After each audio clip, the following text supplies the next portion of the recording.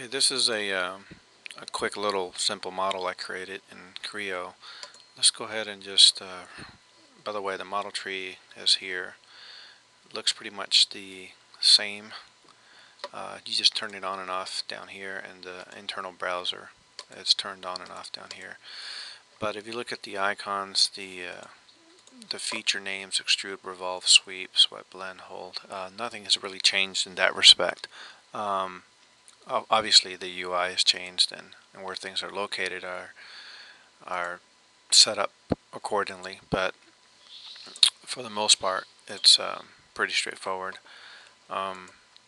So if you look in the top right corner, let me bring the screen in a little, you'll see this search bar. So when you type in something like extrude as you're typing, it'll find the command, and when you hover your mouse over it, you'll notice on the left side it'll highlight it in yellow right here. And you can actually launch the extrude by clicking here on the search. Let's switch to a different tab and search for the same thing. What it does, it actually switches to the tab and where the feature is located. This is also true if the feature happens to be buried in a submenu. Let's say model tree, show model tree, or some other Orient Mode. So Orient Mode is not widely used, so they put it on a drop-down menu. But if I'm in a different tab over here and I type in Orient, if you can spell, so you'll see Orient Mode, it'll actually also open the window and show me where to find it.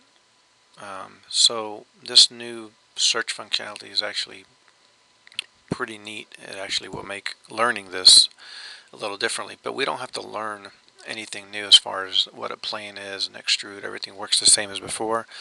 It's a little more dynamic, so you can dynamic edit is built as part of the system, so you can easily just double click on things and change them without ever having to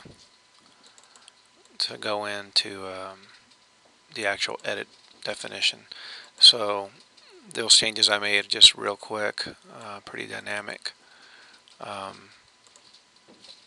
Same thing with the main feature. And so I mean, it's definitely an easier easier way of working with the models, but you don't have to really learn anything from scratch. So I just kind of wanted to show that. So I mean, it's definitely got a lot of good things. This is a universal bar that sits there, and you can highly customize these, remove things, add things. Same thing with the ribbon.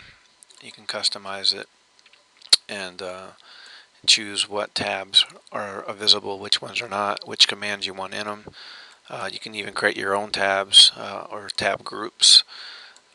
So there's a lot of customizing that you can do.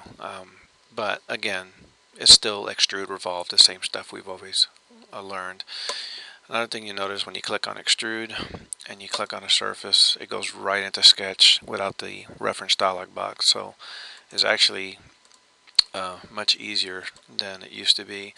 Another thing is the constraints are all visible here, so you don't have to worry about a pull-out menu. So everything they did is really making it simpler. If you push in, it'll create a cut. If you push out, it'll create a protrusion.